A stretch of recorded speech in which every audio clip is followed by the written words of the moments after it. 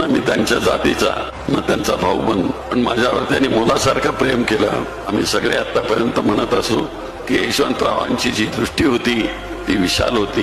मी तर म्हणेन की यशवंतरावांच्या पेक्षा काकांवर दृष्टी विशाल आहे शरदरावांची. म्हणून ते महाराष्ट्रामध्ये आज पडत्या पावसामध्ये ते फिरतात. त्यानं कोणी सांगितलं असेल महाराष्ट्राला असा नेता मिळणार नाही. शरदरावजी तुमचे किती किती गुण सांगावेत.